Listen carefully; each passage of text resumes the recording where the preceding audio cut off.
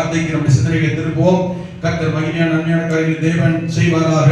அல்லேலூயா, ஆமென். கர்த்தர் பெரியவர். வலது கரத்தை உயர்த்தி ஒரு விசை கூட ஆண்டவரே உம்மை துதிக்கிறோம். அல்லேலூயா, அல்லேலூயா, அல்லேலூயா, ஆமென். இந்த மாதத்தின் வாக்குத்தத்தத்துக்கு நேராக நம்முடைய சிந்தனைகளை திருப்புவோம். கர்த்தர் நம்மோடு கூட இடைப்படுவாராக. யோவேல் தீர்க்கதரிசி புத்தகம் 2ஆம் அதிகாரம் 21ஆம் வசனம். திருப்பிக் கொள்வோம். யோவேல் 2:21.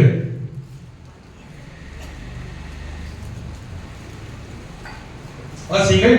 தேசமே பயப்படாதே, பயப்படாதே, மகிழ்ந்து களிகூரு. கர்த்தர் பெரிய காரியங்களை செய்ய போகிறார். ஆமென் சொல்லுங்க. அல்லேலூயா. பயப்படாதே, ஆமென். மகிழ்ந்து களிகூரு. ஆமென். ஏன்? கர்த்தர் பெரிய காரியங்களை செய்ய போகிறார். ஆமென். பக்கத்துல கையை பிடிச்சு சந்தோஷமா இருங்க சொல்லுங்க. சொல்லுங்க, சந்தோஷமா இருங்க. கர்த்தர் உங்களுக்கு ஒரு அற்புதம் செய்ய போகிறார். கர்த்தர் ஒரு பெரிய காரியம் செய்ய போகிறார். சொல்லிட்டு எழுதணும். ஆமென். கர்த்தர் பெரிய காரியம் செய்ய போகிறார். அல்லேலூயா, ஆமென். மகிழ்ச்சியா இருங்க. அல்லேலூயா, சந்தோஷமா இருங்க. அப்படித்தான் யோவேல் தீர்க்கதரிசி சொல்லுகிறார். தன்னுடைய ஜனங்களுக்கு ஆண்டவருடைய ஆவியின் ஏவுதலினால் தீர்க்க தரிசனமாய் இந்த யோவேல் சொல்லுகிறார் தன்னுடைய ஜனங்களை பார்த்து, ஆமென், மகிழ்ந்து களிகூருங்கள். ஆமென். கர்த்தர் பெரிய காரியங்களை செய்வார், செய்ய போகிறார். அல்லேலூயா. அப்போ உங்களுக்கு நமக்கு இந்த மாதத்தில் மகிழ்ந்து களி கூறும்படியான ஏதோ ஒரு நன்மை, அற்புதம், அதிசயம், ஆசீர்வாதம் வரப்போகிறது. கர்த்தர் ஆசீர்வாதமான காரியத்தை கர்த்தர் கட்டளையிட போகிறார். பெரிய காரியத்தை தேவன் செய்ய போகிறார். நாம் விரும்புகிற நினைக்கிற காரியத்தில் கர்த்தர் உங்களுக்கும் எனக்கும் நம்முடைய சபைக்கும் தேவன் ஒரு அதிசயத்தை கர்த்தர் செய்ய போகிறார். அல்லேலூயா. ஆமென். மகிழ்ச்சியாயிரு. ஒருவேளை இப்பொழுது துக்கத்தோடோ, வருத்தத்தோடோ, வேதனையோடோ, கவலையோடோ, மனபாரத்தோடு இருக்கலாம். இதை மாற்றுகிறதற்கு, இது மாறுபடியா இதை மாற்றுகிற தேவன் ஒரு அற்புதத்தை, அடையாளத்தை, அவருடைய கிரியை கர்த்தர் உங்களுக்கும் எனக்கும் ஆண்டவர் செய்ய போகிறார். ஆண்டவர் வைத்திருக்கிறார். ஆண்டவர் சொல்ல வார்த்தை தெரியுமா? பயப்படாதே. எப்படி ஆரம்பிக்கிறாரு? பயப்படாதே. ஒருவேளை உங்க மனசுல, உள்ளத்துல எதை குறித்த ஒரு குழப்பம், எதை குறித்த ஒரு கலக்கம், ஆமென், எதை குறித்த ஒரு சிந்தை, ஏதோ ஒரு மனசுக்குள்ள ஒரு பயம், எதுவாக எதை குறித்து வேண்டுமானாலும் இருக்கலாம். கிரியை செய்கிறவர் தேவன். ஆமென். மாற்றுகிறவர், குழப்பத்தை மாற்றுகிறவர் தேவன். ஆமென். குழப்பமான சூழ்நிலையில் அற்புதம் செய்கிறவர் தேவன். விடுதலை தருகிற தேவன், ஆசீர்வாதத்தை தருகிறவர் தேவன். அல்லேலூயா. அவர் சொல்கிறார், பயப்படாதே, பயப்படாதே. வேதத்துல ஆமென், வருஷத்துக்கு 365 நாள், 365 நாள், ஆனா 366 முறை தேவனாகிய கர்த்தர் வேதத்தில் பயப்படாதே, பயப்படாதே, பயப்படாதே என்று ஒவ்வொரு நாளும் உங்களையும் என்னையும் பார்த்து சொல்லும்படியாய் ஒவ்வொரு நாளுக்கும் அந்த வார்த்தையை வேதத்தில் எழுதி வைத்திருக்கிறார். மகனே பயப்படாதே, மகளே பயப்படாதே, மகிழ்ந்திரு, களிகூரு. 2 வாரத்துக்கு முன்பதாக கூட என் மனதில் ஆண்டவர் இந்த வார்த்தை பிரசங்கிக்க அழுத்தமாய் ஆமென் அந்த எண்ணத்தை வைத்தார். கர்த்தருக்குள் சந்தோஷமாய் இருங்கள். ஆமென். ஏன் தெரியுமா? நீங்களும் நானும் விரும்புகிற, எதிர்பார்க்கிற காரியத்தில் நம்மை விட, நாம் நினைத்திருக்கிறதை விட அதிகப்படியான மேலான நன்மையான காரியங்களை கர்த்தர் உங்களுக்கும் எனக்கும் தேவன் வைத்திருக்கிறார். அதற்காக கர்த்தருக்கு ஸ்தோத்திரம். இந்த பகல் நேரத்தில் ஆண்டவர் சொல்லுகிறார், ஆமென், பயப்படாதே, மகிழ்ந்து களிகூரு, கர்த்தர் பெரிய காரியங்களை செய்வார். அல்லேலூயா. ஆமென். இந்த இடத்தில் இங்கு யோவேல் தீர்க்கதரிசன புத்தகத்தில் இந்த அதிகாரம், இந்த இடத்தில் ஆண்டவர் ஏன் பயப்படாதே, எதற்காக, ஏன் பயப்படாதே என்று இங்கு ஆண்டவர் குறிப்பிடுகிறார். அப்படி என்றால் இந்த ஜனங்களுடைய ஆமென் சூழ்நிலை, பிரச்சனை, நெருக்கம் எப்படிப்பட்டதாக இருந்திருக்கிறது. ஆமென். தேசத்தில் பஞ்சமான நிலைமை, குடும்பத்தில் வறுமை, தேசத்திலும் பஞ்சம், எல்லா குடும்பத்திலும், குடும்பம் என்றால் இஸ்ரவேல் ஜனங்கள், தேவனுடைய பிள்ளைகள், யூதா மக்களுடைய வாழ்க்கையிலும் ஆமென் பஞ்சத்தில், நெருக்கடியில், வறுமையில், போராட்டத்தில் இருக்கிறார்கள். தேசத்திலும் பஞ்சம், குடும்பங்களிலும் பஞ்சம் என்கிறதுனால் சபையிலும் போதுமான வருமானம் இல்லை, சபைக்கும் போதுமான ஆமென் கொடுக்க முடியவில்லை, சபையில் காணிக்கையோ பலியோ ஜனங்கள் செலுத்த முடியாத அளவுக்கு வறுமையும் பிரச்சனையும் சிக்கி இருக்கிறார்கள். எல்லாம் நஷ்டமே. ஆமென். விவசாயத்தில் நஷ்டம், தொழில நஷ்டம், வேலையில வருமானம் இல்ல, மிகப்பெரிய கஷ்டம், வறுமையான சூழ்நிலையில் இந்த ஜனங்கள் இருக்கிறார்கள். ஆமென். ஏன், எதனால வறுமை, ஏன் நஷ்டம், தொழில, விவசாயத்துல, கையில் பிரயாசத்துல ஏன் இவ்வளவு வறட்சி, வறுமையான சூழ்நிலை இருக்காது? 1ஆம் அதிகாரம் 4ஆம் வசனத்தை வாசிக்கிற பொழுது அங்கே மிகப்பெரிய ஒரு அழிவு, பாதிப்பு அவர்களுக்கு ஏற்படுகிறது. என்ன தெரியுமா? அவர்களுடைய விவசாயம், தொழில், கையின் பிரயாசம் எப்படி அழிந்து போனதா? பச்சை புழு வந்து சுத்தமா திராட்சை தோட்டம், தானியங்கள், ஆமென், எல்லாவற்றையும் பட்சித்து போட்டு விட்டது. ஆமென். அப்ப பச்சை புழு வந்து எல்லாத்தையும் அழிச்சிருச்சு. அது விட்டுட்டு போன உடனே பச்சை வெட்டுக்கிளி வருது. வெட்டுக்கிளி வந்து இன்னும் மீதியா இருக்கிற எல்லாம் தெரிஞ்சிச்சு, பயிர்கள் எல்லாம். வெட்டுக்கிளி வந்துட்டு போச்சு, மீதி இருந்துச்சு பாத்தீங்களா? உடனே பச்சை புழு வந்துருச்சு. ஆமா, பச்சை கிளி வந்துருச்சு. அது வந்து உள்ள என்ன செஞ்சிருச்சு? சுத்தமா பெருகிருச்சு. அந்த பச்சை கிளி வந்துட்டு போன பிறகு முசுகட்ட பூச்சி வந்து மொத்தமா வாசல் பண்ணிருச்சு. எதுவுமே இல்லை. கொஞ்சம் யோசிச்சு பாருங்க, ஒரு விவசாயம், ஒரு நெல்லோ, ஏதோ ஒரு பயிரோ, ஏதோ ஒரு தானியத்தை பயிரிட்டு இருக்கிறாங்க. இப்படி 4 விதமான கூட்டம், ஒண்ணு விட்டா ஒண்ணு வந்து பச்சை புழு விட்டதை வெட்டு கிளி தின்றது, வெட்டு கிளி விட்டதை பச்சை கிளி தின்றது, பச்சை கிளி விட்டதை முசுக்கட்டை பூச்சி தின்றது. கடைசியில என்ன நினைச்சா தெரியுமா? வெறும் குச்சி மட்டும் நினைச்சான். முதல் அதிகாரத்தில் எழுதி இருக்கு. என்ன நினைச்சா? வெறும் குச்சி மட்டும் நினைச்சான். 7ஆம் வசனத்தை பாருங்களேன். அது என் திராட்சை செடியை அழித்து என் அத்தி மரத்தை உரித்து அதன் பட்டையை முற்றிலும் தின்று போட்டது. அதன் கிளை எப்படி தெரிஞ்சதா? குச்சி மட்டும் தெரியுது. கம்ப்ளீட்டா வாஷ் அவுட் பண்ணிருச்சு. இப்ப வருமானத்துக்கு என்ன செய்வாங்க? சாப்பாட்டுக்கு என்ன செய்வாங்க? ஆலயத்துக்கு கர்த்தருக்கு கொடுக்கிறதுக்கு என்ன செய்வாங்க? ஒண்ணுமே கிடையாது. எல்லாம் கம்ப்ளீட்டா வாஷ் அவுட் ஆன, இல்லாத வறுமையான நிலைமைக்கு போன போது, கஷ்டமான சூழ்நிலை இருக்கிற போது, இந்த நிலைமையை, ஜனங்களுடைய நிலைமையை, சூழ்நிலையை கர்த்தர் பார்த்துட்டு இந்த நிலைமையில மனமிறங்கி அவங்களை பார்த்து இப்போது சொன்ன வார்த்தை தான் இது.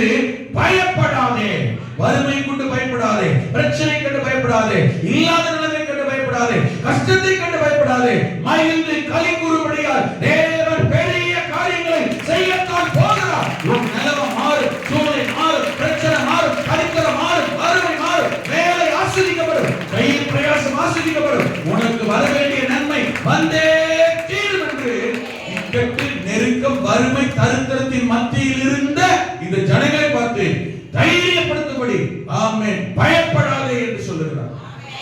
ஒருவேளை எந்த நிலைமை, எந்த பிரச்சனை உங்களை கவலைக்குள்ளாக வைத்திருக்கு, எந்த போராட்டம், என்ன தேவை உங்களை வறுமைக்குள், வருத்தத்திற்குள் வைத்திருக்கிறது, ஒருவேளை இதில் இருக்கிறபடியே வருமானம் இல்லை, வேலை இல்லை, ஆமென், கையில் பிரயாசம் இல்லை, கலக்கம், நெருக்கம், போராட்டத்தில் இருக்கிறோம் என்று நீங்கள் நினைக்கலாம். உங்கள் நிலைமை, சூழ்நிலையை மாற்ற ஆண்டவர் சொல்லுகிற வார்த்தை, ஆமென், கர்த்தர் உனக்காக அற்புதம் செய்ய போகிறார், பெரிய காரியங்கள் நடக்க போகிறது, மகிழ்ந்து களி கூறு, நீ பயப்படாதே என்று கர்த்தர் சொல்கிறார். ஹல்லேலூயா, ஆமென். நல்ல கவனிங்க. ஏன் இந்த நிலைமை, இந்த சூழ்நிலை எதனால், எங்கிருந்து, ஏன் வந்தது? நிதானமா கவனிக்கணும். நீங்க இந்த காரியத்தை நிதானமா மனசுல வச்சிட்டீங்கன்னா யோவேல் தீர்க்கதரிசன புத்தகம் ஈஸியா புரியும் உங்களுக்கு. முழு புத்தகம் ஈஸியா விளங்கும். ஏன் இந்த நிலைமை உங்களுக்கு வந்த?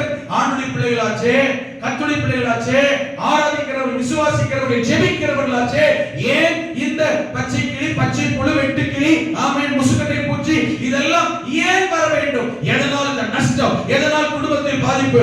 எதனால் இந்த பிள்ளைகளுக்கு இப்படிப்பட்ட வறுமையான நிலைமை? நன்றாகத்தான் இருந்தது, சரியாகத்தான் போயிருந்தது, சீராகத்தான் இருந்தது, ஆமென், நல்ல செழிப்பு, ஆசீர்வாதமாகத்தானே தேவனுடைய பிள்ளைகள் இருந்தார்கள். இந்த நிலைமைக்கு காரணம் என்ன?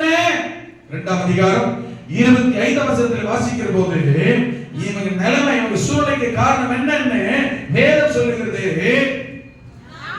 நான் உங்களிடத்தில் அனுப்பின பெரிய சேனையாகிய வெட்டுக்கிளி, பச்சை கிளி, முசுக்கட்டை பூச்சி, பச்சை புழு பட்சித்தது. சொல்றது யாருங்க? சொல்றது யாருங்க? கர்த்தர் சொல்லுகிறார். கர்த்தர் என்னன்னு சொல்லுகிறார் தெரியுமா? நான் உங்களிடத்தில் அனுப்பின என்னுடைய பெரிய சேனை. என்னதான்? வெட்டுக்கிளியா அவருடைய சேனையா, பச்சை கிளி அவருடைய சேனையா, முசுக்கட்டை பூச்சி, பச்சை புழுக்கள் எல்லாமே யாருடையது? எங்கிருந்து வந்தது? எங்கிருந்து வந்தது? அவரிடத்திலிருந்து. யார் அனுப்பினது? கர்த்தரே அனுப்பினார். எத்தனை பேருக்கு விளங்குது? ஆமென். பயிர்களை, தானியத்தை, ஆமென், திராட்சை செடியை, அத்தி மரத்தை அழிக்கும்படி, ஆமென், கர்த்தரே அனுப்பினார். நிதானமாக கவனிக்கணும். நன்றாக தான் இருந்தார்கள். அப்ப நல்லா இருக்கிற கர்த்தருக்கு பிடிக்கலையா? செழிப்பா இருக்கிற கர்த்தருக்கு பிடிக்கலையா? ஆசீர்வாதமா இருப்பது கர்த்தருக்கு பிடிக்கலையா? ஆமென். இல்லங்க, நம்ம நல்லா இருக்கதா கர்த்தர் விரும்புகிறார். அதனாலதான் இப்ப வறுமை, தரித்திர, பஞ்சம், பிரச்சனை வந்து விட்டாலும் பயப்படாத, மகிழ்ந்து களிக்கூறு, நீ உனக்கு பெரிய காரியங்கள் செய்வேன் என்று மறுபடியும் கர்த்தர் வாக்கு பண்ணினார். ஏன் தெரியுமா?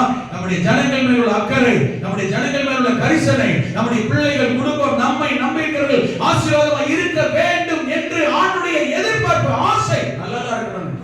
அப்புறம் ஏன் கர்த்தர் வெட்டுக்கிளி, பச்சை கிளி, பச்சை புழு, முசுக்கட்டை பூச்சி ஏன் கர்த்தர் அனுப்பினார்? ஏன் நஷ்டம், ஏன் பாதிப்பு, ஏன் அழிவை கர்த்தர் அனுப்பினார்? அங்கேயும் காரணம் இல்லாமல் கர்த்தர் ஒன்றை செய்யவோ அனுமதிக்கவோ இல்லை.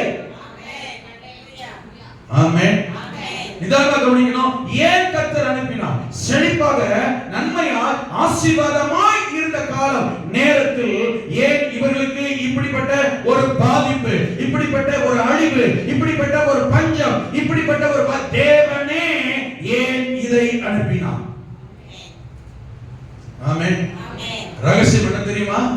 நல்லா தான் இருந்தாங்க, சஃபிஷியன்ட்டா, செழிப்பா, நன்றாக இருந்த போது, ஆசீர்வாதமாக இருந்த போது, ஆமென், செழிப்பா இருந்த போது, இவர்களுடைய சிந்தை, மனது, எண்ணம் எல்லாம், ஆமென், ஆசீர்வாதத்தையும் செழிப்பையும் நன்மையும் செய்த தேவன் மேல் இல்லாமல், தேவன் தந்த ஆசீர்வாதங்கள் மேலும், தானியத்தின் மேலும், வேலையின் மேலும், வருமானத்தின் மேலும், செழிப்பின் மேலும் மாறி கர்த்தரை தேடாமல், ஆராதிக்காமல், பலி செலுத்தாமல் மறந்து போய்விட்டார்கள். இந்த யோவேல் தீர்க்க தரிசனம் எப்பொழுது தீர்க்க தரிசனம் உரைத்தான் என்றால், ஆமென், இஸ்ரவேல் ஜனங்கள், இந்த யூதா மக்கள், நல்ல கவனிங்க, தாவீது, அவனுக்கு பிறகு சாலமோன், சாலமோனுக்கு பிறகு இஸ்ரவேல் சாம்ராஜ்யம் இரண்டாக பிரிகிறது. கொஞ்சம் கவனிக்கணும். இஸ்ரவேல் சாம்ராஜ்யம் இரண்டாக பிரிகிறது. சாலமோனுடைய மகன் ரெகோபயாமிடத்தில் 2 கோத்திரமும், சாலமோனுடைய வேலைக்கார படை தளபதியா இருந்த யெரொபெயாமிடத்தில் 10 கோத்திரமாக மேற்கு, கிழக்கு என்று, வடக்கு, தெற்கு என்று இரண்டாக பிரிகிறது. கீழே இருந்த தெற்கு கோத்திரம் 2 கோத்திரமாகவும், யூதா, பென்யமீன் என்கிற 2 கோத்திரமாகவும், மனாசே பாதி கோத்திரம் ஆக 2 கோத்திரமாகவும், மேலே இருந்த 9 கோத்திரம், 9 10வது கோத்திரம் பாதி 10 கோத்திரமாகவும் மேலே கீழே பிரிந்தது. இரண்டாக மேலே பிரிந்த அந்த 10 கோத்திரத்தை எல்லாம் கவனிக்கணும். ஆமென். அவர்களை அசீரிய ராஜா சனகரிப் வந்து கிமு 722ல சிறைபிடித்துக் கொண்டு போய்விட்டான். கீழே இருந்த 2 கோத்திரம், யூதா, பென்யமீன், மனாசே பாதி கோத்திரம், 2 கோத்திரத்தை கிமு 586ல பாபிலோன் ராஜா நேபுகாத்நேச்சர் வந்து சிறைபிடித்து போய்விட்டான். ஆமென். திரும்பவும் 536 வருஷத்துல முதல் தலைமையில முதல் முறை மறுபடியும் பாபிலோனில் இருந்து யூதர்கள் தங்களுடைய எருசலேம் தேசத்துக்கு வந்தார்கள். இரண்டாவது ஒரு முறை வந்தார்கள். மூன்றாவது ஒரு முறை, ஆமென், யோசுவா தலைமையில் வந்தார்கள், செருபாபேல் தலைமையில் வந்தார்கள். இப்ப திரும்ப என்ன செய்றாங்க? வந்து விட்டார்கள். ஆனா மேல பச்ச 10 கோத்திரம் அசீரிய ராஜா சனகரிப் வந்து புடிச்சிட்டு போனானே, அந்த 10 கோத்திரம் போனவங்க திரும்பி வரவே இல்லை. அசீரியரோடு சேர்ந்து சமாரியர்களா மாறிவிட்டாங்க. சமாரியர்களா மாறிட்டாங்க. உங்களுக்கு புரியுதா? ஆமென். ஆனா கீழே போன இந்த 2 கோத்திரம் தான் மாறாமல் இன்று வரையிலும் யூதர்களாகவே இஸ்ரவேலர் பெயரில் அழைக்கப்படுகிறார்கள். இப்ப சிறையிருப்பிலிருந்து பாபிலோன் வந்து 3 தலைவர்கள் 3 பிரியா வந்து சேர்ந்தாங்க எருசலேமுக்கு. வரும்போது அலங்கம் கட்டினாங்க. 2வது அப்புறம் ஆலயத்தை கட்டினாங்க. 3வது வந்து குடியிருந்தாங்க. இப்ப வந்துட்டாங்க பாத்தீங்களா? சிறையிருப்புல திருப்பி வந்த போது கொஞ்சம் கவனிக்கணும். அலங்கத்தை கட்டி வீட்டை கட்டி இடிச்சு போட்ட முதல்ல ராஜா வந்து எல்லாத்தையும். இப்ப வந்து அலங்கத்தை கட்டி வீட்டை கட்டி ஆலயத்தெல்லாம் கட்டி எல்லாம் ரெடி பண்ணிட்டு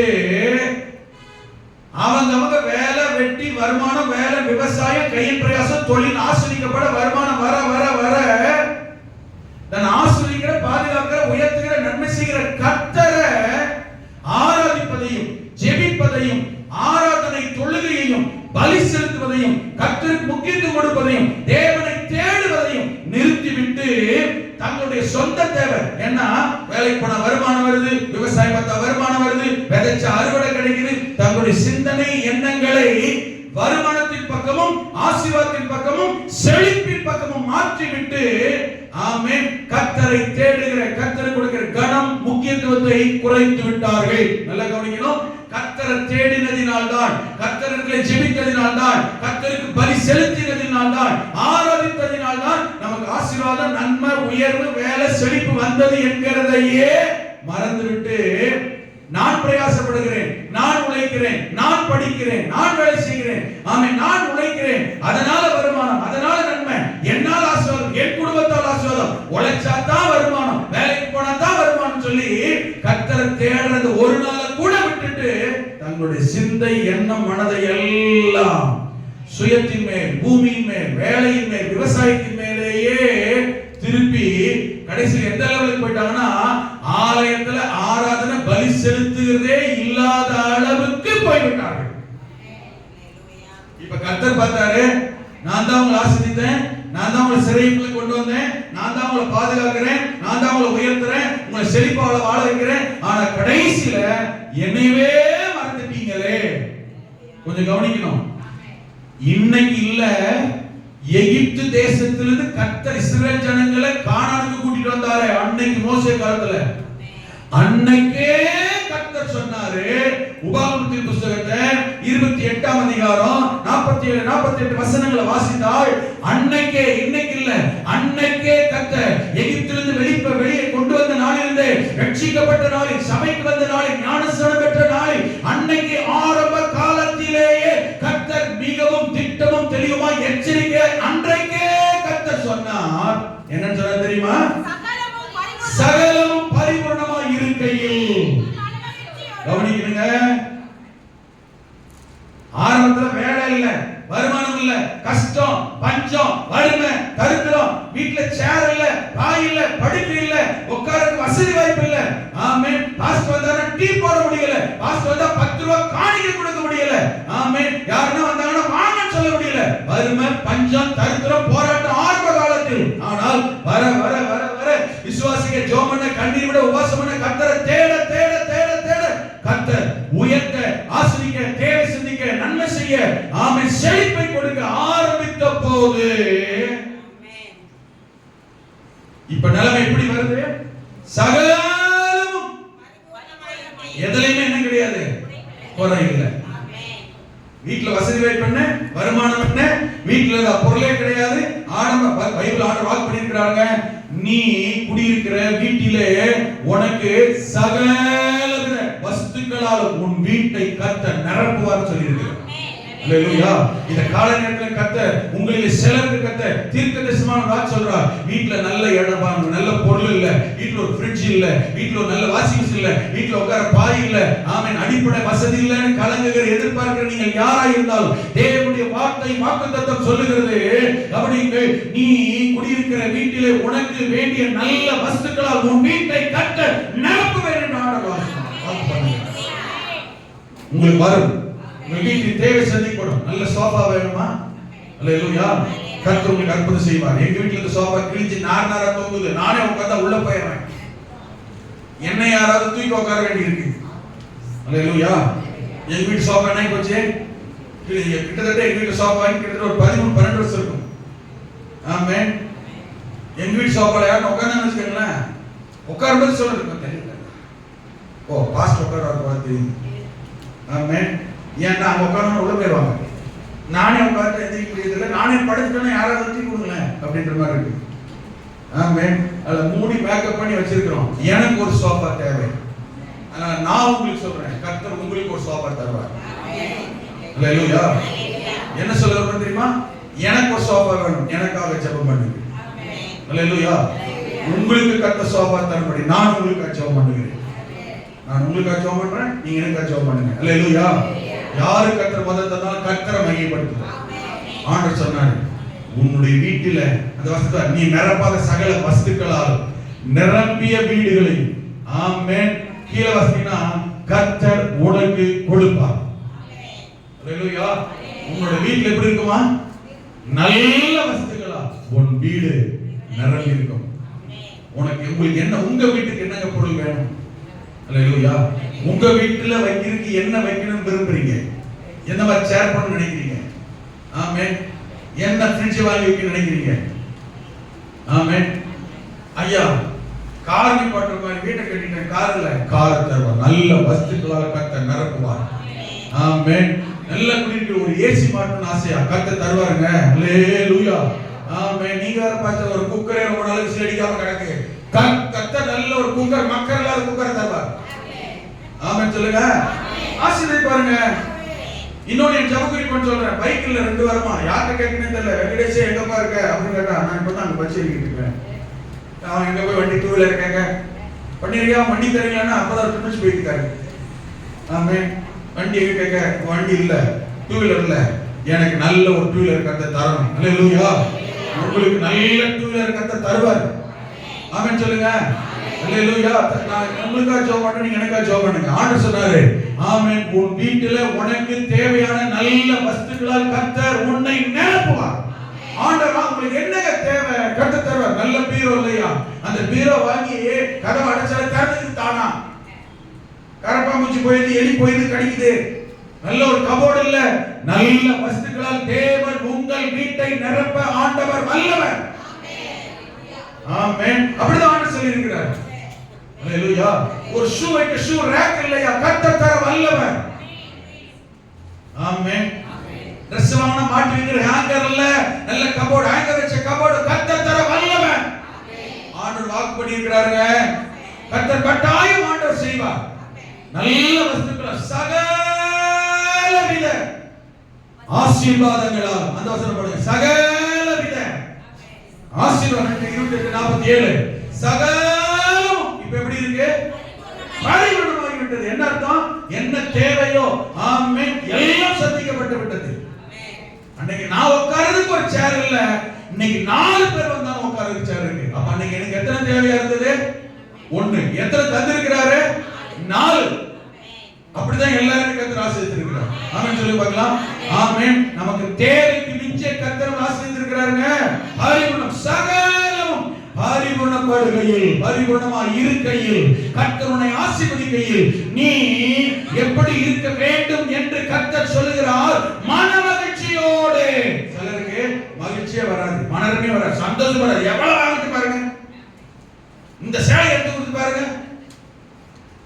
அந்த சேலையை பார்த்தோம், அதுவும் நல்லா தான் இருந்துச்சு. ஆண்டவரே இதை கொடுத்தீர், எதுக்காக சோதனை அடுத்தது வரும். ஆமென். அல்லேலூயா. செருப்பு கடைக்கு போறது இப்போ ஒண்ணுந்த போறாதா? ஆமென். அந்த செருப்பு கூட ஆமென். நல்ல கவனிங்க. கர்த்தர் முதல்ல நமக்கு அனுமதிக்கிற கொடுக்கிறதுக்காக ஆண்டவருக்கு நன்றி சொல்லணும். அல்லேலூயா. ஆமென் சொல்லுங்க. மன மகிழ்ச்சி, மனதுக்கு கர்த்தர் தருகிற காரியத்துக்காக சந்தோஷப்படுங்க, மகிழ்ச்சி அடைங்க, ஆண்டவரை துதிங்க, ஆண்டவருக்கு நன்றி சொல்லுங்க. அல்லேலூயா.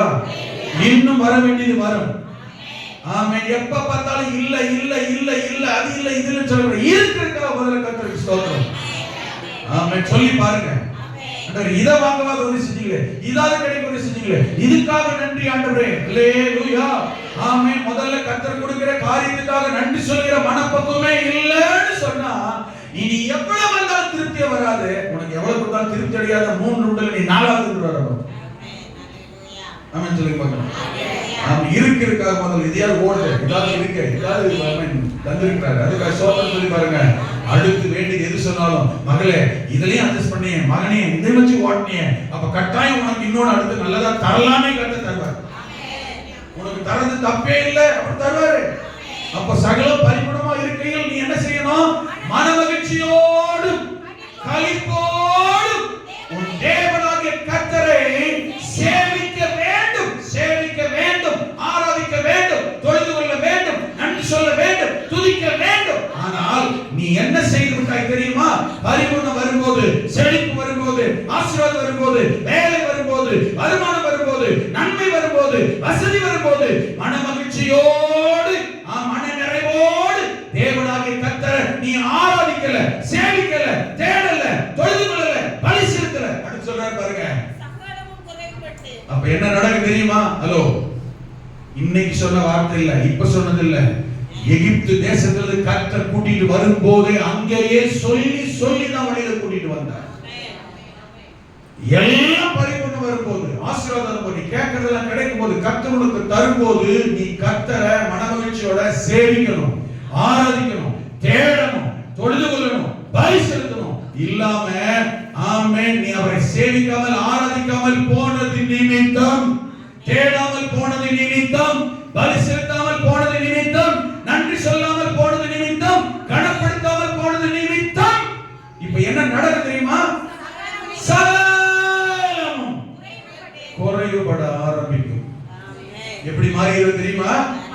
எப்படி இருந்த, எப்படி வந்த, ஆமென் அதுல கர்த்தரை சேவிக்கல, ஆராதிக்கல, தேடல, நன்றி சொல்லலன்னா எனக்கு வேலை தான் முக்கியம், குடும்பம் தான் முக்கியம், வீட்டுல உள்ளவங்க தான் முக்கியம், வருமானம் தான் முக்கியம், பணம் தான் முக்கியம். இல்லாட்டா என்ன செஞ்சிடும்? வருமானம் போயிடும், வேலை போயிடும்னு கொடுத்த கர்த்தரை மறுதலித்து மறந்து போவாயானால் மறுபடியும் நீ எப்படி ஆயிடுவேன்னா பட்டினியோடும் தாகத்தோடும் கற்றதுக்கு துணி கூட இல்லாத நிலைமையில நிர்வாணத்தோடும் கர்த்தர் உனக்கு விரோதமாய் அனுப்பும் சத்துருக்கள். ஆமென். இங்க சத்துருன்னு சொல்லி இருக்கு, அங்க என்ன அனுப்புவார் தெரியுமா? அவரோட சேனை. நமக்கு என்னவா மாறும் தெரியுமா? சத்துருவா. எத்தனை பேர் வழங்குது? சொல்லாமல செஞ்சாரு, கவனிங்க, எச்சரிக்காமல செஞ்சாரு, முன்னக்கூட்டியே எச்சரிப்பை கொடுக்காமல அதை அனுமதிச்சாரு. வழங்குதா? ஏற்கனவே சொல்லிட்டார். ஆமென். நன்மை வரும்போது, பரிபூர்ணம் வரும்போது, ஆசீர்வாதம் வரும்போது மன மகிழ்ச்சியோட கர்த்தரை ஆராதி, விட்டுறாத. ஆமென். தேவனே ஆமென் தொழுது கனப்படுத்துறத விட்டுறாத. அவர்கள் உன்னை அழித்து தீர மட்டும். கவனிங்க, என்ன எழுதிருக்கு? அவர்கள் உன்னை அழித்து தீர மட்டும். அவர்கள் ரெஸ்பெக்டிவ் மனிதர்கள் சொல்லுது. அங்க அவங்களுக்கு என்ன நடக்குனாரு? பச்சை கிளி விட்டத வெட்டி கிளி, வெட்டி கிளி விட்டத பச்சை புழு, பச்சை புழு விட்டத முசுக்கிட்டு போச்சு. எல்லாம் அவரோட சேனை. அவர்கள் நமக்கு சத்துருவா வரும். நடந்துச்சா? நிதானம். கர்த்தர் சொல்லாமல் எதையும் செய்கிற ஏற்கனவே எச்சரிப்பு கொடுத்துறாரு. ஆமென். உபாகமம் 8ஆம் அதிகாரம் 10 லிருந்து 18 வசனம் திருப்புங்க, நல்லா கவனிங்க. ஆமென். உபாகமம் 8ஆம் அதிகாரம் இந்த வசனத்தை குறிச்சிங்க, வீட்ல வாசிங்க, டைம் இல்ல, சரியா? உபாகமம் 8ஆம் அதிகாரம் 10 டு 18ஆம் வசனம். அதுல ஆமென் கவனிங்க. நீ புசித்து திருப்தியாய் இருக்கையில் உன் தேவனாகிய கர்த்தர் உனக்கு கொடுத்த அந்த நல்ல தேசத்துக்காய் ஆசீர்வாதத்துக்காக அவரை ஸ்தோத்திரிக்கணும். இத பழகுங்க முதல்ல. ஒரு Dress எடுத்தா கூட ஆண்டவரே உங்களுக்கு நன்றி, உங்களுக்கு ஸ்தோத்திரம் சொல்லுங்க. ஆமென். ஒரு சின்ன பொருள் வாங்கினா ஆண்டவரே உங்களுக்கு ஸ்தோத்திரம் நன்றி சொல்லி பழகுங்க. கீழ வாசிங்க, போடுங்க. உன் தேவனாகிய கர்த்தரை எந்த சூழ்நிலையிலும் கர்த்தர் ஆசீர்வாதத்தை கர்த்தரை மறக்கவே கூடாது. மறக்கிறது என்னது? எல்லாரும் கிட்ட ஈஸியா சொல்லிடுவோம். ஹலோ, மறக்கிறது என்னதுங்க? கர்த்தரை மறக்கிறது என்னது? எல்லாரும் சொல்லிடுவோம் ஈஸியா. நான் ஆண்டவரை மறக்கல. ஒருத்தரு சபைக்கு வரல, ரொம்ப நாளா சர்ச்சுக்கே வரலையே, ஆண்டவர் விட்டுட்டீங்களே. நான் ஆண்டவர்லாம் விடல, கர்த்தரெல்லாம் மறக்கல. மறக்கல வீட்டுல உட்கார்ந்து கர்த்தரை மறக்கலன்னு சொல்றது இல்ல, போட்டோல மாட்டி வச்சு கர்த்தரை பார்த்துக்கிட்டு சொல்றது இல்ல. தேவனாகிய கர்த்தரை ஆராதிக்காமல் சேவிக்காமல்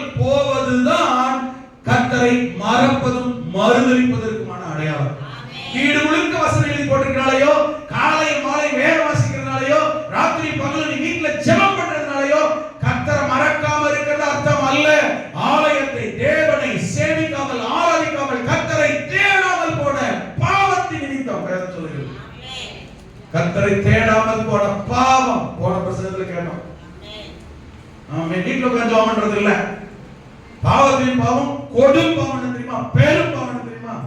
பைபிள் இருந்தும் வேதம் இருந்தும் ரட்சிப்பு இருந்தும் அபிஷேகம் இருந்து எல்லாம் தெரிஞ்சு ஆராதனைக்கு வராம வீட்டுல உட்கார்ந்து ஆராதிக்கிறது, வீட்டுல உட்கார்ந்து ஜெபம் பண்றது, சபைக்கு வராம போறது, ஆண்டவர் விரும்பாத ஆண்டவர் வெறுக்கிற வசனங்கள் இருக்கு. இதே இருப்பாருங்க. இதெல்லாம் எவ்வளவு எச்சரிப்பு சொன்னாலும் ஆமென் மனம் புரியல, ஏற்றுக்கொள்ளல, அர்ப்பணிக்கல, ஒப்பு கொடுக்கலன்னா வருவார்கள். ஆமென். உள்ளது கொஞ்சம் நல்ல கண்ணன் வர்ற வருமானம் போகும், வேலை இழப்போம், ஆசீர்வாதம் போகும். ஆமென். கையின் பிரயாசம் பாதிக்கப்படும். முன்னுக்கூட்டியே சொல்லிட்டாருங்க. ஆமென். கீழே சொல்ல பாருங்க, உன் தேவனாகிய கர்த்தரை மறவாதபடிக்கு நான் இன்று உனக்கு விதிக்க பாருங்க. மறுபடியும் சொல்லிடுறேன், யாருடைய வாயிலிருந்து வார்த்தை வரக்கூடாது. ஏன் ஜெபத்துக்கு வரல, ஏன் சர்ச்சுக்கு வரல, ஏன் ஆராதிக்கு வரல, கர்த்தரை மறந்துட்டீங்களேன்னு சொன்ன உடனே வீட்டுல உட்கார்ந்து ஆராதிக்கிறதையும் ஜெபத்தை ஜெபிக்கிறதையும் கர்த்தரை மறக்காம இருக்கிறது அடையாளம் அல்ல. நீங்க ஆலயத்துக்கு சபைக்கு கர்த்தரை முதல் வசனம் என்ன வாசம் 2:47 அவரை சேவிக்காமல் போனது நிமித்தம். நீ சபைக்கு வராட்டாலே கர்த்தரை மறந்துட்டீங்கன்னு அர்த்தம். ஆமென். ஆலயத்துக்கு வந்து கர்த்தரை தொழுது கொள்ளல, பலி செலுத்தலனால நீங்க கர்த்தரை மறந்துட்டீங்க, மறந்துட்டீங்கன்னு அர்த்தம். வீட்ல உட்கார்ந்து சந்தோஷமா குடும்பமா உட்கார்ந்து குதூகலமா கொண்டாடுனீங்கன்னா கூட கர்த்தரை நினைக்கிறது அர்த்தம் கிடையாது. அது ஆண்டவர் அங்கீகரிக்கிறது இல்லை. இருக்குது வசனங்கள்ல பாருங்க, பாருங்க. நான் இன்று உனக்கு விதிக்கிறவருடைய கற்பனைகள், நியாயங்கள், கட்டளைகளை கைக்கொள்ளாமல் போகாதபடிக்கு எச்சரிக்கையாயிரு. இல்ல நீ புசித்து திருப்தியாகி நல்ல வீடுகளை கட்டி அவைகளில் குடியிருக்கும் போதும் உன் ஆடு மாடுகள் திரட்சியாகி உனக்கு வெள்ளியும் பொன்னும் பெருகி உனக்கு உண்டானவைகள் எல்லாம் வர்த்திக்கும் போதும் என்ன கூடாது. அன்னைக்கு எப்படி இருந்த கர்த்தருடைய பார்வையில ஜனங்கள் மத்தியில சொல்லல கர்த்தர், நீ கர்த்தருடைய பார்வையில எப்படி இருக்க? அன்னைக்கு கர்த்தர் தேடின மாதிரி தேடுறியா? இல்லாத போது வந்து ஜெபத்துல உட்கார்ந்தீங்க, இல்லாத போது உபவாசத்துக்கு வந்தீங்க, இல்லாத போது ஆராதனைக்கு வந்தீங்க, தேவ பிரச்சனையில கர்த்தர் தேடி சபைக்கு ஆராதனை அன்னைக்கு வந்து ஆராதனை என்ன, அன்னைக்கு வந்து ஜெபம் என்ன, அன்னைக்கு வந்து உற்சாகம் என்ன, அன்னைக்கு வந்து ஆமென், அன்னைக்கு வந்து ஆமென் அந்த தேடும் விதம் என்ன? இன்னைக்கு எப்படி இருக்கு? மனமேட்டிமை வந்து விட்டதினால் கர்த்தரை தேட முடியுதா? ஆராதனைக்கு வர முடியுதா? தொழுது கொள்ள முடியுதா? கர்த்தரை தேட முடியுதா? ரொம்ப நிதானமா கவனிக்கணும். ஆமென். உன் இருதயம் மேட்டிமையாகாமலும். இந்த மேட்டிமை என்ன சொல்றாரு? கர்த்தரை மறக்கிறது, மறுதலிக்கிறது, வராம போறதுதான் மேட்டிமை. சொந்தக்காரன் வந்துட்டா நின்றோம், வந்தக்காரன் வந்துட்டா நின்றோம், சம்பந்தக்காரன் வந்துட்டா நின்றோம். இருதயம் மேட்டிமையாகி விடுகிறது. கர்த்தரை விட மற்ற மனிதரை குறித்து, வேலை குறித்து, பணத்தின் மேலும் இருதயம் மேட்டிமையாகி விடுகிறது. ஆமென். உன் அடிமைத்தன வீடாக எகிப்து பாவ ரட்சிக்கப்படுறதுக்கு முன்னே எப்படி இருந்தியோ, ரட்சிக்கப்பட்ட காலத்துல உன்னை புறப்பட பண்ணினார் பாத்தீங்களா? பாத்துமா? ஆமென். பின்னாட்டில் உனக்கு நன்மை செய்யும் பொருட்டு உன்னை கடைசி சொல்ற உன்னை அழைத்து வந்தவர். அடுத்து போடுங்க, உன் பிதாக்கள் அறியாத மண்ணாகினால் மண்ணாந்தது எப்படி எல்லாம் நம்ம போஷித்தார்னு பாருங்க. இது இஸ்ரவேல் ஜனங்கள் சொல்லிருக்கு. உங்களே எப்படி எல்லாம் போஷித்தார் பாருங்க. வாங்க. தேவனாகிய கர்த்தரை ஒவ்வொரு நாள் ஆகாரம் கொடுத்து போஷித்து வாழ வச்சு நடத்துற கர்த்தரை மதம் மறக்கூடாது. மறக்காத மறக்காத மறக்காத பல முறை கர்த்தர் எழுதுவார். ஆண்டவர் மறக்காத. ஞாயிற்றுக்கிழமை சேமிக்காமல் போயிட்டாலே சபைக்கு வராட்டாலே கர்த்தரை மறந்துட்டீங்க. நீங்க என்ன வேணாலும் காரணம் சொல்லலாம். ஆஸ்பத்திரியில படுத்திருந்தா தவிர, மரணத்தை தவிர. ஆமென். ஆமா, காலையில டியூட்டினா சாயங்காலமா வந்து ஆலயத்துக்கு சபைக்கு. காலையிலே ஆராதனைக்கு போய் அப்புறம் சாயங்காலம் வேற என்ன? நீ கர்த்தரை மறந்து நீ எவ்வளவு பெரிய விசுவாசி, எவ்வளவு காலம் விசுவாசியா இருந்தாலும் சரி, தாத்தம் பாட்டம் பூட்ட காலத்துல விசுவாசியா இருந்தாலும் சரி, நீ கர்த்தரை மறந்துட்ட. அந்த ஞாயிற்றுக்கிழமை கர்த்தருடைய நாள்ல நீ ராத்திரிக்குள்ள ஆலயத்துல வந்து முழங்கால போட்டு கர்த்தரை தொழுது கொண்டு ஆராதித்து அவருக்கு செலுத்த வேண்டிய பலிய கணத்தை செலுத்தலன்னா நீ கர்த்தரை மறந்துட்ட. ஆமென். கர்த்தரை, நீ உன் தேவனாகிய கர்த்தரை மறந்து வேற தேவனை பின்பற்றி சேவித்து அவரை பணிந்து கொள்வாயானால் பாதித்தான். உபாகமத்துல அந்த 13-14 வசனத்துக்கு கீழே பாருங்க. 13-14 வசனத்துல வாசிக்கும் போது 6ஆம் அதிகாரம் 10, 11, 12 நீ நன்றாய் இருக்கும்போது ஆமென். நீ அடிமைப்பட்டிருந்த வீடாகிய எகிப்து தேசத்திலிருந்து ஆ. நீ புறப்படப்படின கர்த்தரை மறவாதபடிக்கு எச்சரிக்கையாக இங்கேயும் பாருங்க, மறவாதபடி எச்சரிக்கையா இருக்கு. அன்னைக்கு நீ எப்படி இருந்தோ அந்த நாள்ல இருந்து கர்த்தரை நடத்திட்டு வராரு இல்லையா, அதெல்லாம் நினைச்சு பார்த்து கர்த்தரை என்ன செய்யக்கூடாது, ஒரு நாள் மறக்க கூடாது. உன் தேவனாய் கர்த்தரை பணிந்து அவருக்கு ஆராதனை செய்வாயாக. அவரையே, அவருக்கே, அவருடைய நாமத்தையே ஆராதனை மறக்க கூடாதுங்க. ஆராதிக்கிறது மறக்க கூடாதுங்க. ஹலோ, உங்கதான் இருக்கீங்களா? ஆராதனை மறக்க கூடாது. ஆராதிக்கிறது மறக்கவே கூடாது. என்ன கதையும் சொல்லக்கூடாது. நான் மறுபடியும் என்ன சொல்லிடுறேன், நீங்க எதை சொன்னாலும் ஐயோ முக்கியமான கல்யாணம் போகட்டா தாலி கட்ட மாட்டானா, இவர் வரல அவன் தாலி கட்ட மாட்டானா, மாப்பிள்ள எவன் வந்தாலும் வரக்காலும் சரி ஆமே அவன் கட்டிட்டு தான் போறான். அல்லேலூயா. சொந்த பிரிஞ்சிடும், அதெல்லாம் பிரியாது. நாம போனா தான் பிரிஞ்சிடும். கர்த்தரை தேடாம ஆராதிக்காம நான் அடிக்கடி சொல்லுவேன், ஹலோ கிறிஸ்தவங்களா இருந்தா யாரா ரட்சிக்கப்பட்டவங்க யாருன்னா இருந்தீங்கன்னா உங்களுக்கு சொல்றேன். ஹலோ, உங்க இருக்கீங்களா? உண்மையான கிறிஸ்தவங்களா இருந்தா ரட்சிக்கப்பட்டவங்க யாருன்னா இருந்தீங்கன்னா உங்களுக்கு நான் சொல்றேன், ஞாயிற்றுக்கிழமை கர்த்தரை தேடாம அந்த விசேஷத்துக்கு போறேன் அங்க போறேன் போயிட்டு வந்து பாத்தீங்களா, நீங்க போனா தான் அவங்க காரியம் வாய்க்காது. நீங்க போய் அவங்களுக்கு எடுத்துருவீங்க. நீங்க போறதால நஷ்டம் பாதித்தான் தெரிய வச்சிருக்கீங்க. ஏன் தெரியுமா, நீங்க கர்த்தரை தேடாம ஆராதிக்காம கனம் பண்ணாம இந்த வசனத்தின் படி எல்லாம் ஆசீர்வாதத்தை எடுத்துட்டு போல என்ன எடுத்துட்டு போறீங்க. அங்க போய் அவனுக்கு போய் வைக்கிற மொய்யினாலே அங்க போய் வாழ்த்துறதுனாலே நன்மையெல்லாம் நடக்காது, கேடுது அவனுக்கு. அது போகாதீங்க. ஒழுங்க கர்த்தரை ஆராதிச்சுட்டு அதுல போயிட்டு வந்தாது அந்த ஞாயிற்றுக்கிழமை ஆராதனை முடியறதுக்குள்ள ஆலயத்துக்கு வந்து கண்ட இடத்துல இல்ல, போற இடத்துல இல்ல, இதுவரைக்கும் பைபிள்ல போனதுக்கு அப்படி எட்டி பார்த்து வந்தேன். அதான் வீடு. ஆமென். ஆராதனை மறக்க கூடாது, ஆராதிக்கிறத மறக்க கூடாது, கர்த்தரையே மறக்கிறது அர்த்தம். ஆமென். கண்ட இடமெல்லாம் அங்கே வந்து பாருங்க. ஆமென். கண்ட இடமெல்லாம் சர்வக தகன பலி செலுத்தாதபடிக்கு எச்சரிக்கையாயிரு. அப்போ பல இடத்துல இருக்கும் பலி செலுத்துற இடம், அப்படிதானே அர்த்தம். போற இடமெல்லாம் பாக்குற இடமெல்லாம் கண்ட இடமெல்லாம் என்ன செய்யாத, உன் கோத்திரங்களில் ஒன்றி உன் குடும்பம் நீ ஆராதிக்க தேவனாய் கர்த்தர் உன்னை எங்க தெரிந்தெடுத்து வச்சிருக்கிறாரோ, எங்க கொண்டு வந்து வச்சிருக்கிறாரோ, எங்க வந்து சேர்த்து வச்சிருக்கிறாரோ அந்த இடத்துல மாத்திரம் நீ உன் சர்வாங்க தகன பலியிட்டு நான் கற்பிக்கிற யாவும் அங்க செய்யினார். இங்க உட்கார்ந்து கோபுரத்துக்கு அனுப்புறது, டவருக்கு அனுப்புறது, அங்க கூப்பிடுறாரு அனுப்புறது, இங்க கூப்பிடுறாரு அனுப்புறது உருப்படவே கூடாது. எங்க கர்த்தர் வச்சிருக்கிறார். ஆமென். எங்க கர்த்தர் ஆராதிக்க வச்சிருக்காரு. ஏன் குடும்பம் எது, ஏன் வீடு எது, ஏன் மனைவி, ஏன் பிள்ளைங்க, ஏன் குடும்பம் ஆராதிக்க கர்த்தரை வச்சிருக்கிறார். அல்லேலூயா.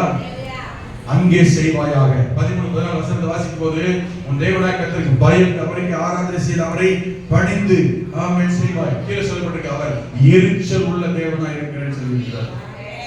அப்போ கொஞ்சம் கவனிங்க, விஷயத்துக்கு வருமா. அப்போ இந்த ஜனங்களுக்கு இவ்வளவு தூரம் எச்சரிப்பு சொல்லியும் இவ்வளவு தூரம் ஆண்டவர் உங்களுக்கு ஆமென் அறிவுரை சொல்லியும் ஆலோசனை சொல்லியும் கவனிங்க, நீங்க என்ன பண்ணிட்டாங்கன்னா ஆமென் ஆசீர்வாதம் வர செழிப்பு வர, வேலை வந்ததுனால, வருமானம் வந்ததுனால, பதவி உயர்வு வந்ததுனால, வீடு கட்டிட்டதுனால, ப்ரமோஷன் வந்ததுனால, ஆமென் அன்னைக்கு தனிமரம் யாருமே இல்ல, இன்னைக்கு ஜாதி ஜனம் சொந்த பந்தம் அண்ணன் தம்பி அக்கா தங்கச்சி எல்லாம் வந்து சேர சேர சேர சேர வருமானம் வேலை வாய்ப்பு பெருக பெருக பெருக பெருக இப்ப கர்த்தர் ஜெபம் ஆராதனை ஐக்கியம் ஆண்டவர் ஆசீர்வதித்தவர் இப்ப சீக்கிட்டே போறாரு, இப்ப தூரமா தள்ளிட்டே போறாரு, வர வர வர போயிட்டாரு. கடைசியில பார்த்தா கர்த்தரை எங்க தேடி கண்டுபிடிக்க நிலைமை ஆகி போச்சு. இங்க என்ன ஆகி தெரியுமா, சொந்த பந்தம் வசதி வாய்ப்பு பணம் காசு எல்லாம் முக்கியமாயி போச்சு. அதை கொடுத்த கர்த்தர் இங்க போயிட்டார். இப்ப கர்த்தர் பார்த்தாரு, கொடுத்து என்னையும் தள்ளிட்டீங்க, உன்னை ஆசீர்வதிச்சு என்ன பிரயோஜனம், உனக்கு நன்மை செஞ்சு என்ன பிரயோஜனம், என்னுடைய சேனை அனுப்புறேன் அனுப்புனாரு. இப்ப அனுப்பின பிறகு என்ன தெரியுமா, எல்லாம் போயிருச்சு. ஆனா இப்ப பார்த்து கர்த்தர் மனதுருகினார். ஆமென். வருத்தப்படுறாரு. இப்ப இங்க இருக்கிற உங்க சிலரை பார்த்து ரொம்ப வருத்தப்படுறாரு. நல்லா இருந்து நீ இப்படி ஆயிட்டியே, ஆசீர்வாதம் பார்த்து இப்படி போயிட்டியே, ஆமென் உயர்வை விட்டுட்டியே, வர வேண்டிய நன்மையை இழந்துட்டியே. ஆமென். இப்ப கர்த்தர் வருத்தப்படுறாரு. அப்பதான் சொன்னார் இந்த வார்த்தையை, பயப்படாதே. இப்போது கர்த்தர் சொல்லுகிறார், ஒருவேளை ஆமென் எதையோ இழந்துட்டு வறுமையில், போராட்டத்தில், பிரச்சனையில், சிக்கல் நீங்க இருக்கலாம். கர்த்தர் சொல்லுகிறார், ஆமென் ஆமென், பயப்படாதே. உனக்கு ஒரு வாழ்வு வரும், உனக்கு ஒரு உயர்வு வரும், உனக்கு ஒரு மேன்மை வரும். நீ திரும்பவும் ஆசீர்வதிக்கப்பட போகிறாய், திரும்பவும் கர்த்தர் உன்னை கட்ட போகிறார், திரும்ப உனக்கு ஒரு உயர்வு வரும். இழந்த நன்மை நீ திரும்பவும் பெறத்தான் போகிறாய். கர்த்தர் உன்னை ஆசீர்வதித்து மேன்மைப்படுத்துவேன் என்று கர்த்தர் காலை நேரத்தில் வாக்கு பண்ணுகிறார். ஹalleluya. நம்முடைய வாழ்நாள்ல ஆண்டு காரியம் மாறிடுச்சுனா, சூழ்நிலை மாறிடுச்சுனா, ஆமென், சந்தர்ப்பம் மாறிட்டா கர்த்தர் ஒரு நாள் மறக்கவே கூடாது. ஆண்டவரே ஒவ்வொரு நாளும் ஜெபம் பண்ணணும். ஹalleluya. காரியம் முடிஞ்சிச்சுனா ரெண்டு பேரும் இன்னைக்கு மறந்துடுறாங்க, கர்த்தரையும் மறந்துடுறாங்க. காரியம் முடிஞ்சிச்சுனா கர்த்தரையும் மறந்துடுறாங்க, மனுஷனையும் மறந்துடுறாங்க. காரியம் ஆயிடுச்சுனா போச்சு, நினைச்சு நடந்துச்சுனா போச்சு, ஜெபம் கிடைச்சுனா போச்சு, உதவி கிடைச்சிச்சுனா போயிடுச்சு. உடனே என்ன செஞ்சிடறாங்க? உதவி செய்த ஆசீர்வதித்த கர்த்தரையும் மறந்து விடுகிறார்கள். ஆமென். அதே சமயத்தில் நமக்கு நன்மை செய்த, நமக்கு ஆலோசனை சொன்ன, வழி நடத்தின, ஆபத்து காலத்தில் உதவி செய்த, ஒத்தாசை செய்தவர்களையும் மறந்து போய் விடுகிறார்கள். இது மனிதனுடைய இயல்பாகவே மாறிட்டு கடைசி காலத்தில் நன்றி அறிதல் இல்லாதவர்களாகவே போய்விட்டார்கள். ஹalleluya. கர்த்தரையும் மறந்து போனார்கள். ஆண்டவர் சொல்றார் ஓசியால, நல்லா கவனிங்க, ஒண்ணும் சொல்லி பிடிக்கிறேன். ஆமென். ஓசியால கர்த்தர் சொல்வாரு 13ஆம் அதிகாரம் 16ஆம் வசனத்துல, ஆமென், இந்த ஜனங்கள் என்னை மறந்து போய்விட்டார்கள். ஓசியா 13:6, அவர்கள் என்னை மறந்து போய்விட்டார்கள். தங்களுக்கு இருந்த மேய்ச்சலினால் திருப்தியானார்கள். திருப்தியான பின்பு அவர்கள் இருதயம் மேட்டிமையாகி என்னை, எவ்வளவு நன்மை, எவ்வளவு ஆசீர்வாதம், எவ்வளவு சுகம். கவனிங்க, இந்த காலத்தில் உங்களை பார்த்து ஒன்றை சொல்லுகிறேன் அல்லது கேட்கிறேன். கர்த்தர் உங்களுக்கு செய்த நன்மைகளை, ஆண்டவர் நடத்துகிற விதங்களை இதுவரையிலும் மறக்காம இருக்கிறீங்களா? கர்த்தர் செஞ்ச நன்மையை மறக்காம இருக்கீங்களா? கர்த்தர் தருகிற ஆசீர்வாதத்தை மறக்காம இருக்கீங்களா? கர்த்தரை மறக்காம இருக்கிறீங்களா? ஆண்டவர் ஓசியால வருத்தத்தோடு வேதனையோடு ஆண்டவர் சொல்றாரு, இந்த ஜனங்கள் என்னை மறந்து போய்விட்டார்கள். சங்கீதக்காரர் எழுதுகிறான் 78ஆம் சங்கீதம் 11ஆம் வசனத்தை சொல்லும் பொழுது, ஆமென், ஜனங்கள் கர்த்தர் செய்த, ஆமென், கர்த்தர் வழிநடத்தின, கர்த்தர் செய்த 11ஆம் வசனம், கர்த்தர் செய்த அதிசயத்தை மறந்து போனார்கள். எத்தனை அதிசயம் செய்தார்? அதிசயத்தை மறந்துட்டாங்களாங்க. 106ஆம் சங்கீதம் 13ஆம் வசனத்தில் சொல்லப்பட்டிருக்கிறது, நல்லா கவனிங்க, சீக்கிரமாய் சீக்கிரமாய் அவருடைய கிரிகளை மறந்தார். சீக்கிரமா மறந்துட்டாங்க. நன்றி அறிதல் இல்லாமல் மறக்கிற, மறுதலிக்கிறதான சொல்ல 22ஆம் வசனம் சொல்லுகிறது, தங்கள் இரட்சகரையே மறந்து போனார்கள். இரட்சகரான தேவனையே ஒரு நாளும் கர்த்தருடைய ரட்சிப்பு, கர்த்தருடைய அதிசயம், கர்த்தர் செய்த நன்மை, தேவன் தந்த ஆசீர்வாதம், கர்த்தர் தந்த ஆலோசனை, ஒரு நாள் கர்த்தருடைய காரியத்தை மறக்கவே கூடாது, மறக்கவே கூடாது, மறுதலிக்க கூடாது, அவரை விடவே கூடாது, கர்த்தரை விடவே கூடாது, கர்த்தரை விட்டுட்டு போகவே கூடாது, கர்த்தரை தள்ளவே கூடாது. இயேசு கெத்செமனேல் ஜெபம் பண்ணிட்டு சீசர்களோடு கூட இருக்கிறாரு. கவனிங்க, மார்க்கு சுவிசேஷத்தில் நான் சொல்ற சம்பவம் 14ஆம் அதிகாரத்தில் கெத்செமனேல் இயேசு ஜெபம் பண்ணிட்டு விடுதலைக்காக சீசர்கள் வேண்டத்தில் ஜெபம் பண்றாரு. அவரை பிடிக்கும்படியாக தடியோடு, கம்பு, தடி, கடப்பார தூக்கிட்டு வராங்க. இயேசுவை சிலுவையில் அறையும்படி வந்து காவலர்கள் பிடித்தார்கள். மார்க் 14ஆம் அதிகாரம் 5ஆம் வசனத்துல அவரை பிடிச்ச உடனே நல்லா கவனிங்க, அப்பொழுது எல்லாரும் அவரை விட்டு, இதுதான் முழக்கு. அவளை 3 வருஷம் கூட இருந்தான், சாப்பிட்டான், உண்டான், நல்ல மூக்கு பிடிக்க சாப்பாடு, ஒரு குறை இல்லை. அவனுக்கு மட்டும் இல்ல, அவன் குடும்பம், பொண்டாட்டி, பிள்ளைங்க, அவன் மாமியார் மாமனார் உட்பட எல்லாரும் போஷித்தான், ஒரு குறையும் இல்லை. அவரை வந்து பிடிக்கிறாங்க, ஒருத்த கூட இல்லைங்க, எல்லாரும் ஓடி போனாங்களாம். அதுல கீழே ஒண்ணு ஆச்சரியமா சொல்லிருக்கு, அவரை விட்டுட்டு ஓடி போனாங்களாம். ஓடி போகும்போது ஒருத்த மேல துப்பட்டியை போத்திருந்தானா ஒரு வாலிபன், அவனை எட்டி பிடிச்சாங்களா. அங்க எழுதிருப்பாங்க வெளிப்படையாவே, அவன் துப்பட்டியை மாத்திரம் போத்திருந்தானா. துப்பட்டியை பிடிச்ச உடனே துப்பட்டியை கையில விட்டுட்டு நிர்வாணத்தோட ஓடி போயிட்டான். எப்படி பாருங்க, கீழே 2 வசனங்கள் கழிச்சு கீழே சொல்லப்பட்டிருக்கிறது பேதுரு குறித்து 54 வசனத்துல பேதுரு வாது எங்கடா இருக்கான், நான் சாகர வரைக்கும் உங்களை விட்டு போக மாட்டேன்னு சொன்னான். திரும்பி பார்த்தா பேதுரு 54 வசனத்துல தூரத்துல பின்னாடி தூரத்துல வந்தான். எட்டி பார்த்தா தேடி பார்த்தா பேதுரு மாதிரி தெரியுதுன்ற மாதிரி தூரத்துல என்ன சொன்னா பேருக்கு முன்ன, கவலைப்படாதீங்க அப்படிலாம் உங்களை விட்டு போயிட மாட்டோம். ஆண்டவர் சொன்னார், என்னோட பந்தி இருக்கவனே குதிங்களை எனக்கு தூக்கணும். ஆமென். கவலைப்படாதீங்க, காவல் வச்சாலும் யாரும் வந்தாலும் வர மாட்டான். அவன் தான் முதல் கை நீட்டு குற்றப்படுத்துறவனே. படுத்துறவன் அவன் தான், குற்றப்படுத்துறவன் அவன் தான். கவலைப்படாதீங்க, யார் வந்தாலும் சரி, இயேசுவே மரணம் எதுவும் சரி, நான் மட்டும் போக மாட்டேன், நான் நிக்கிறேன். யார் வந்தாலும் பாஸ்டர் பாத்துக்கலாம், ஒண்ணும் பிரச்சனை, நான் நிக்கிறேன், முதல்ல கை விட்டுணும். உலகத்தான் ஈஸியா மறக்கிறது, ஈஸியா மறுதலிக்கிறது, ஈஸியா தள்ளுறது, ஈஸியா காட்டி கொடுக்குது, ஈஸியா விட்டுட்டு போயிருக்கு. நாம மறக்கிறவங்கள இருக்கவே கூடாது. கர்த்தரை கர்த்தர் ரட்சிப்பு, கர்த்தர் ஆசீர்வாதம், கர்த்தர் ரட்சிப்பு, ரட்சித்த சபை, ரட்சிப்புக்குள்ள நடத்துகிற ஊழியக்காரன் ஒரு நாளும் விடவே கூடாது.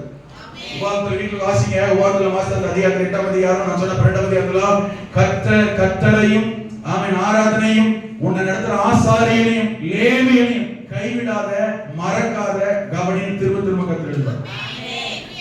லேவியனை கைவிடாத, விட்டுறாத. ஆமென். ஆசாரியனை கைவிடாத, விட்டுறாத, திரும்ப திரும்ப கர்த்தர் எழுதுவார். கர்த்தரை மறக்காத. மனிதர்கள் மறந்து போகிறதான காலங்கள் இது. மனிதர்கள் மறந்து போகிற காலம். ஆமென். மனிதர்கள் மறந்து போகிற காலம். ஆமென். யோசேப்பு சிறையில் இருக்கிறான். பானபாத்திரக்காரன் சுயமாய் 2 பேரும் சொப்பனம் காண்றாங்க. பானபாத்திரக்காரருடைய தலைவன் சொப்பனத்தின்படியே, யோசேப்பு சொன்ன சொப்பனத்தின்படியே பானபாத்திரக்கார தலைவன் 3வது நாளிலே மறுபடியும் ராஜா அவனை அவன் ஸ்தானத்திலே உயர்த்தினான். 40ஆம் அதிகாரத்தில் சொல்லும் பொழுது அங்கே சொல்லப்பட்டிருக்கிறது 14ஆம் வசனத்துல வாசிங்க. 40:14ல யோசேப்பு ஒரு கேள்வி கேட்பான். இந்த வசனத்தை வாசிக்கும் போதெல்லாம் எனக்கு இருதயம் ரொம்ப இந்த வார்த்தை கேட்பான். நீ வாழ்வடைந்திருக்கும் போது என்னை நினைத்துக்கொள், நீ திரும்பவும் ராஜா ஸ்தானத்தில் போய் நிற்ப, நீ கர்த்தர் ராஜா மறுபடியும் உயர்த்துவான், உனக்கு மறுபடியும் வாழ்வு வரும், நீ சாக மாட்ட, நீ நல்ல நிலைமையில் இருப்ப, ஆசீர்வாதமா வரப்போற. நீ ஆசீர்வாதமா இருக்கும் போது, நீ வாழ்வடைந்திருக்கும் போது, ராஜா கிட்ட போய் நிற்கும் போது, நீ உயர்வடைந்திருக்கும் போது என்னை நினைத்துக்கொள், என்னை மறக்காத, என்னை நினைச்சுக்கன்னு அவன்கிட்ட கெஞ்சி சொல்லிட்டு போ. கடைசி வசனம் சொல்லுகிறது, ஆனாலும் பானபாத்திரக்காரி தலைவன் யோசேப்பை நினையாமல் மறந்தே விட்டான். இவனால் தான் அவன் உயர்வு பெற்றான், இவனால் தான் வாழ்க்கை பெற்றான், இவனால் தான் ஆசீர்வாதம் பெற்றான், இவனால் தான் நன்மை அனுபவித்தான். ஆனால் கெஞ்சும் கேட்டும் சொல்லியும் மறக்க கூடாதவன். ஆமென். நம்முடைய வாழ்க்கையில ஒரு நாளும் ஆமென் நமக்கு நன்மை செய்தவர்களை, தூக்கி விட்டவர்களை, நமக்கு சாதகமாக நின்றவர்களை, நமக்காய் செபிக்கிறவர்களை, ஆலோசனை தந்தவர்களை, நடத்தி கொண்டிருக்கிறவர்களை, ஆவிக்குரிய ஜீவியத்தில் நமக்கு ஆலோசனையா இருக்கிற ஊழியக்காரனா இருக்கிற கர்த்தர் நமக்கு எனக்கு தந்திருக்கிற போதகரை, தகப்பனை ஒரு நாள் மறக்கக்கூடாது. ஆமென். மறக்கிற காலம் மறந்து போய்விட்டாரு. பிரசங்க 9ஆம் அதிகாரத்தில் வாசிங்கன்னா ஒரு ஏழை மனிதன் ஒரு பட்டணத்துல, சிறு பட்டணம், ஒரு கிராமத்துல ஒரு பெரிய ராஜா வந்து அந்த பட்டணத்தை புடிச்சிட்டான். இந்த ஏழை மனிதன் என்ன செஞ்சான் தெரியுமா? ஏழை மனிதன் என்ன செய்யறான்?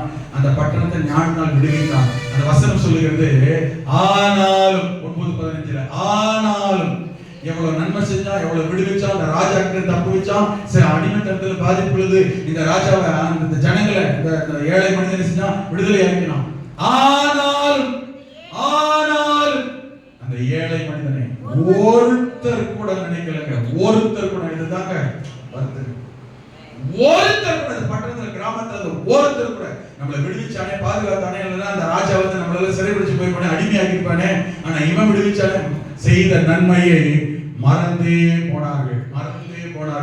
ஒருவேளை ஆமென். இப்படி நீங்கள் பாதிக்கப்பட்டிருக்கலாம். உங்களை மறக்க வேண்டியவர்கள் நினைக்க வேண்டியவர்கள் மறந்து போயிருக்கலாம். ஆமென். மறக்க கூடாதவர்கள் மறந்து போயிருக்கலாம். நீங்கள் செய்த நன்மை உதாசீனப்படுத்தி இருக்கலாம். உங்களுக்கு நன்மை ஆசீர்வாதப்பட்டு உங்களையே உதறி தள்ளி இருக்கலாம். ஏணிப்படியாக ஏறின பிறகு உங்களை தள்ளி விட்டிருக்கலாம்.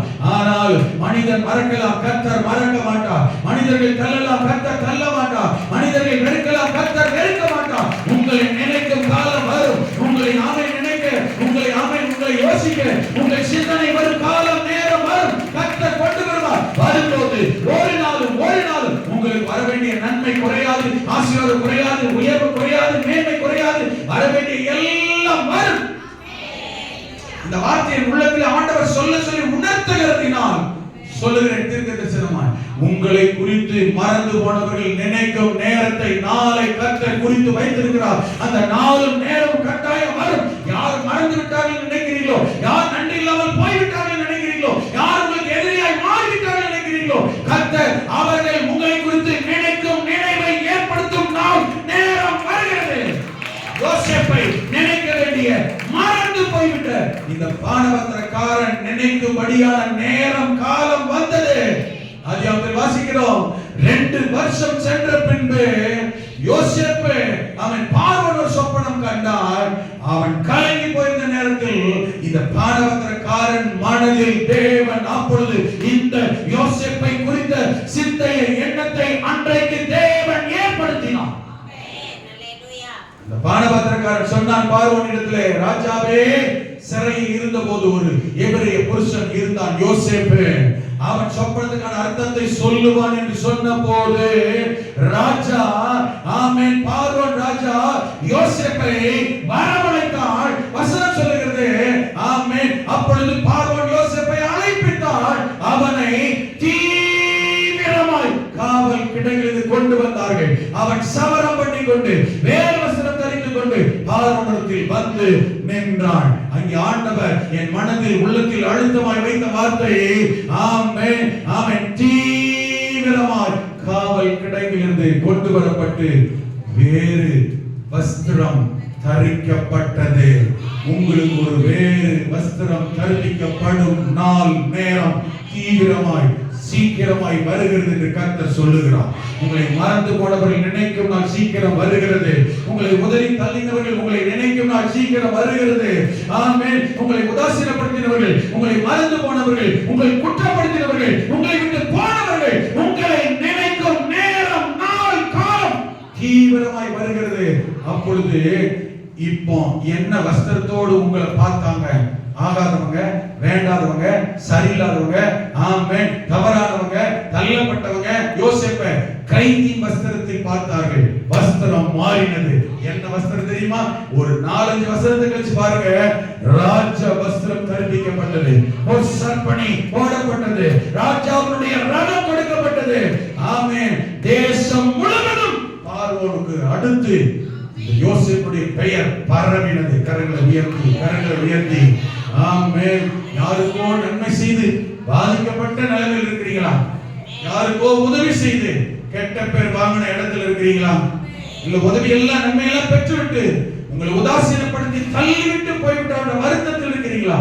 உங்களை நினைக்கிற நாள், ஐயோ இவங்களை மறந்துட்டமே, இவங்களை விட்டுட்டமே, இவங்களை குற்றப்படுத்திட்டமே, இவங்களை ஒதுக்கிட்டமே, இவங்களை விட்டு தூரம் போயிட்டமே, வந்திருக்க கூடாதே என்று உங்களை, என்னை நினைக்கும் நாள், நேரம் வருகிறது. கர்த்தர் உயர்த்துவார், கர்த்தர் மேன்மைப்படுத்துவார். உங்கள் தோற்றம் மாறும், உங்கள் அதிகாரம் மாறும், உங்கள் வஸ்திரம் மாறும், உங்கள் மேன்மை மாறும். உங்களுக்கு வர வேண்டிய நன்மை வந்தே தீரும்.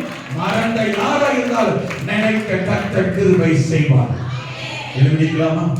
எழுதிக்கலாமா? ஆமென். எஸ்தர் 6ஆம் அதிகாரத்தை வாசிக்கிற போது 6ஆம் அதிகாரத்தில் மொர்தெகாய்க்கு சொல்லப்பட்டிருக்கிறது, ஒரு நாள் அகஸ்வேரு ராஜாவுக்கு தூக்கம் வரவில்லை. வராததினால் டைரியை கொண்டு வந்து, கால வர்த்தமானங்கள் எழுதப்படுகிற டைரி கொண்டு வாசிக்க சொல்லுகிறான். அதிலே எழுதப்பட்டிருக்கிறது, ஆமென், ஒரு நாள் வாசப்படியில் இருந்த அந்த 2 நபர்கள் ராஜாவுக்கு விரோதமாய், ஆமென், கை போட நினைத்தார்கள். ராஜாவை தாக்க நினைத்த போது மொர்தெகாய் அதை போய் அறிவித்து ராஜாவை தப்புவிக்கிறான். ராஜாவை தப்புவித்த அந்த உதவி செய்ததை அவர்கள் மறந்து போய்விட்டார்கள். ஒரு நாள் ராஜாவுக்கு தூக்கம் வரல. அந்த டைரி எடுத்து வாசிக்கும் போது இந்த சம்பவம் எழுதப்பட்டிருந்தது. மொர்தெகாய் ராஜாவை தப்புவித்தான் என்று. அப்பொழுது ராஜா அங்கிருந்தவங்களை அழைத்து சொன்னா, இந்த மொர்தெகாய் என்னை தப்புவித்திருக்கிறானே, எனக்கு நன்மை செய்திருக்கிறானே, எல்லாரும் மறந்து போய்விட்டமே. இந்த மொர்தெகாய்க்கு என்ன நன்மை செய்யப்பட்டது? ஒண்ணுமே செய்யலன்னு சொன்னாங்க. கீழே அதிகாரி வீட்டுல போய் வாசித்து பாருங்க. உடனே ராஜா சொல்லுகிறான், ராஜா இந்த மனிதனை கனம் பண்ண விரும்புகிறேன். ராஜா அந்த மனிதனை கனம் பண்ண விரும்புகிறேன். எல்லாரும் மறந்து போனாங்க. ராஜாவுக்கு செய்த நன்மையை தேசம் மறந்து போனது, அரண்மனை மறந்து போனது, மனிதர்கள் மறந்து போனார்கள். ராஜாவுக்கும் தெரிவிக்கப்படவில்லை. ஆனா ராஜா நினைக்கும் நேரம் வந்தது. ராஜாவுக்கு சிந்தை வரும் நேரம் வந்தது. மொர்தெகாய் குறித்து சொல்லும் நேரம் வந்தது. அப்பொழுது ராஜா சொன்ன அந்த மொர்தெகாய்க்கு, ராஜா ஆமென், ராஜாவுக்கு செய்யப்படும் கனம், இந்த மனுஷனுக்கு செய்யப்படும் கனம் என்னவென்றால் சொன்னான். இந்த மொர்தெகாயை கூட்டிட்டு போய் ராஜ வஸ்திரம் தரித்து, ராஜ சரப்பணி போட்டு, முத்திர மோதிரத்தை போட்டு, ஆமென், ராஜா ஏறுகிற குதிரையை அனுப்பி நகர்வலத்தை கொண்டு போய் ராஜா கனம் பண்ண விரும்புகிற மனுஷனுக்கு இவ்விதமாய் செய்யப்படும் என்று சொல்லுங்கள். என்னை தொட்ட வார்த்தை தெரியுமா? தீர்க்கதரிசனமா கர்த்தர் என்கிட்ட சொல்லி இருக்கிற வார்த்தை தெரியுமா?